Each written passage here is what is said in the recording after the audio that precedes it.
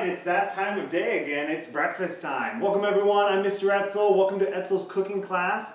I'm really excited for today's show. We're going to do something really simple, but if you do it really correctly, it's going to taste really good. We're going to be making fried eggs on the stovetop. So let's take a look at the equipment we're going to need. So you're going to need a frying pan. The one I have here is a non-stick pan. If you have a different type of pan at home, that can work as well. You may have to add additional oils or fats so that the eggs don't stick. But we're going to do that as well on here, so I'll show you how to do that. If you have a cast iron skillet at home, you can use that as well to make really good fried eggs, but the care of your cast iron is going to be a little bit different, especially for cleanup. So we've got our frying pan. And I like to use frying pans that are the size of what I'm cooking. So this is kind of a smaller frying pan, a little bit bigger than the size of my hand. But that's just, makes it simple for me. I'm a simple person. We've also got this tool right here, commonly referred to by my last year's students as a spatula. Well, they are half correct. This is actually a Spatula Turner, okay? Because you use it to turn things.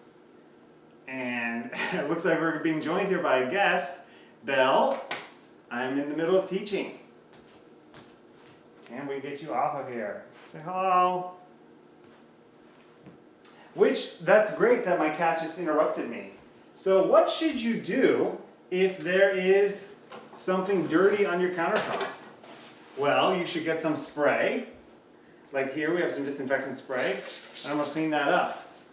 Because pets, she goes to the litter box, things like that. You don't want that on your countertop.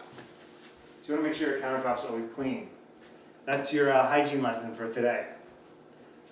So, she looks like she's going to do it again. Belle, that's my cat Belle. We've had her since January. So she's about 9 months old. She's a great cat. Anyway, where was I? So, we got the frying pan and we've got the Spatula Turner. Now, when we're cooking eggs, you can't just add an egg directly to the pan. You're going to need a fat of some sort so that it doesn't stick. And also so it heats through and then heats the product you're making, which is the egg. So we're going to be using oil today. The one I have here is extra virgin olive oil. And what that means is it's very pure olive oil. It has a lot of earthy flavor to it. And when you cook with this, you're going to be cooking on medium to medium-low heat. So extra virgin olive oil is perfect. However, with this type of oil, if you use a really, really high heat, we'll deal with this in a second. If you use a really, really high heat, with olive oil, it will start smoking and it will burn. So this is perfect for eggs, but something like deep frying, French fries, something like that, you're going to want to go with a canola oil. Now, along with our olive oil, we're going to use butter for flavor. Notice I don't have a whole lot of butter in there. So what that's going to do is it's just going to flavor. Now, students, here she is again. Now, please remember, after she's done, after I cut this seam here, I am going to clean this all off so that my workstation is clean. Because remember, hygiene is very important when you're cooking. We've tried to train her to not come up here, and my wife's not home today. She usually helps me with the videos. So do as I say, not as I do. All right, cleaning the counters again. Got some hot soapy water with a rag, wiping that down. So where was I? So we were talking about, we got the oil, we got the butter, we also got our eggs. I'm going to do one egg here. These were grade AA eggs from Safeway, not too expensive, about $2 for a 12-pack. A lot of times you can find worse graded eggs for cheaper, but these are the ones we're using today, pretty good. And we've got our salt and pepper. This salt is a pink Himalayan salt, very similar to the regular salt you would see at a restaurant, so forth, but it does have some extra minerals which are very healthy for you. Let's get started.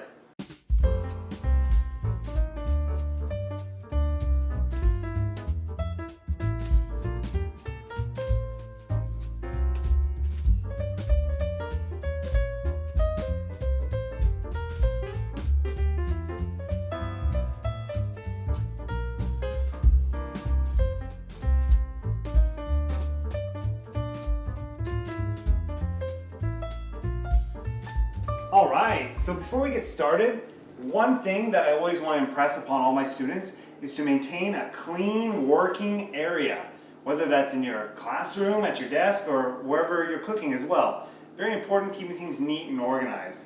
So we have our stove here, our microwave, my first name is Michael, it's not a microwave, it's a microwave, and we want to make sure everything's clean and tidy. Now why do we want to do that? Well, one of the reasons is, if things are clean, you're less likely to have accidents, because there's not something you could slip on, especially on the floor. Like if you're cooking with oil and the oil lands on the floor and you never clean that up, that's something someone could walk over and slip. It's a hazard. Clean it up.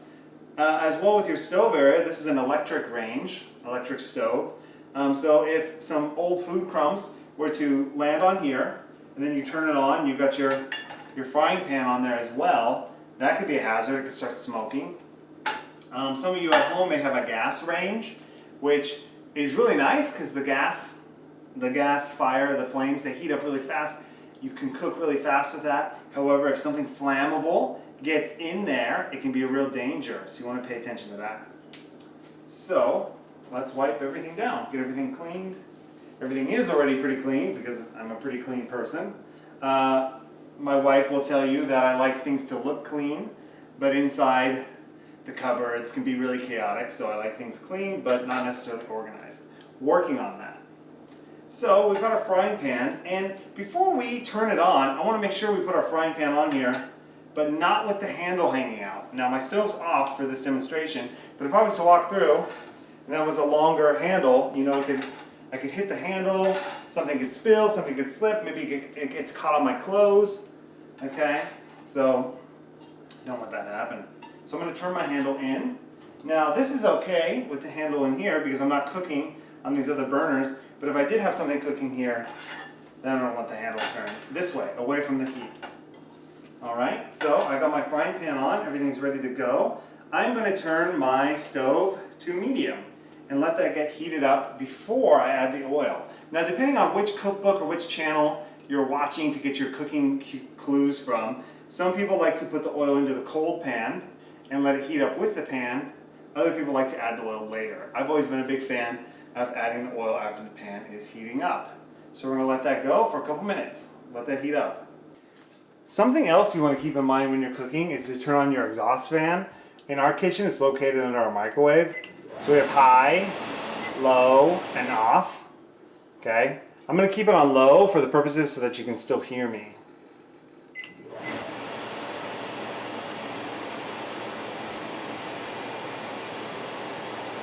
Can you hear me? Can you hear me? So obviously, for filming purposes, that's going to be a big problem. When you're cooking at home, you're going to want your exhaust fan on, but I'm not going to use mine because then you wouldn't be able to hear me. So instead I'm going to open the windows and try not to inhale all the fumes from cooking. Turn your exhaust fans on. So as you can see, my pan's starting to heat up. You can feel it. Never want to put your hand all the way in there. Got it up here. Got it on medium. It's starting to heat up. All right. So I put my hand about 3 inches above. I can feel it's getting hot. Now that the pan is hot, it's at medium. I'm going to turn it down to medium-low, which on a scale of 1 to 10 is a 4. I'm also going to add in my oil.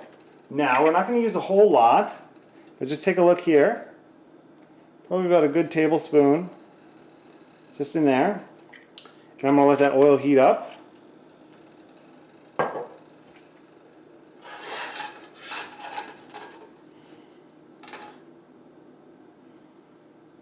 You can see the oil starting to shimmer, but I want to get a little bit hotter. All right, well that oil is heating up. We're going to take our egg and we're going to crack it ahead of time into the bowl. This is going to make it easier to put it into the frying pan when it's hot. Now, there's a couple different ways to crack the egg. The most important part is you want to hit it right in the center whenever you're doing it. I always struggled with doing it on the countertop. In fact, I had students last year, Mr. Etzel, what are you doing? You should crack it on the countertop. If you do it like Mr. Etzel, over the edge of the bowl, you're going to get eggshells in your egg. Well, what works for you might not work for me, and what works for me might not work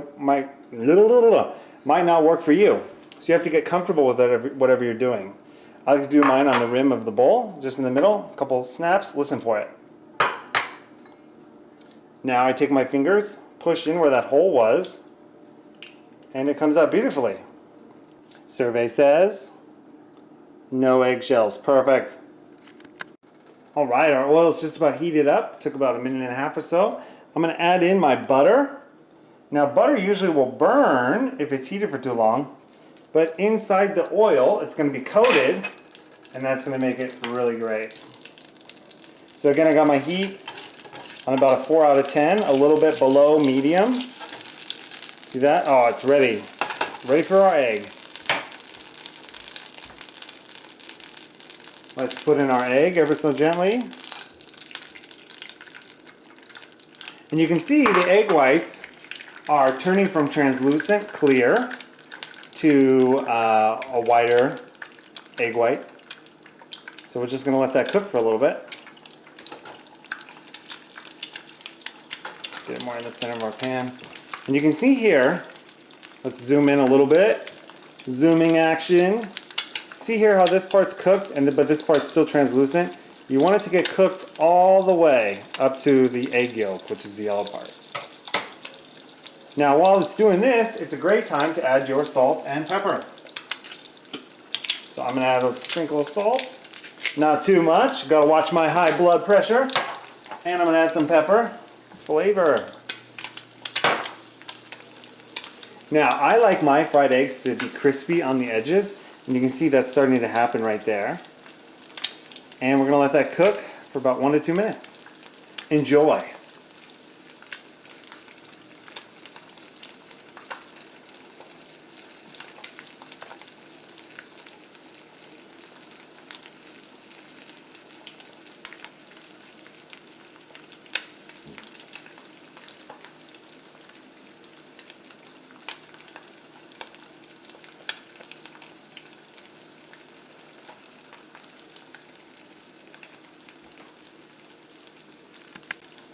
All right, as you can see here, this part is firm.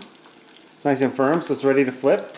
Now when you flip with your Spatula Turner, you want to get under the egg at least all the way to where the egg yolk is. When you do it, you can kind of turn your pan a little bit, because you don't want to break the yolk.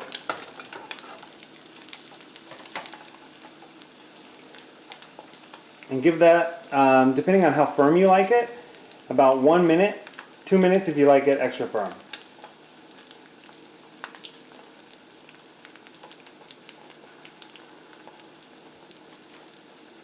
Now you can look here, you see how this is getting kind of brown and crispy, which I really like. That's also an indication that we can turn the heat down.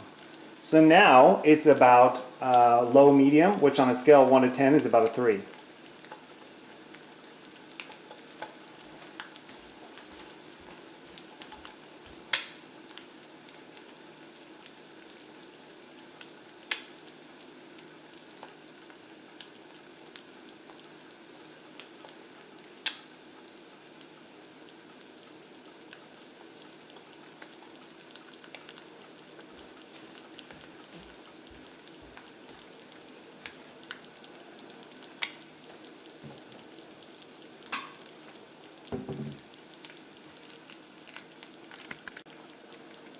Alright, this guy looks about ready to go. You can see the edges are starting to brown.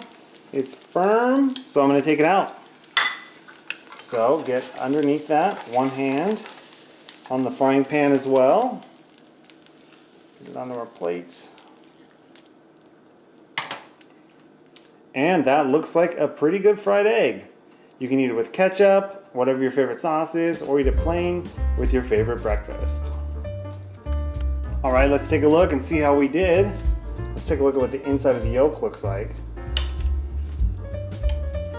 Perfect, just how I like it. You can see it's still a little bit runny, so there's about 2 minutes. So if you want it even firmer, probably 3 to 4 minutes. That's perfect, just a little bit runny. Enjoy.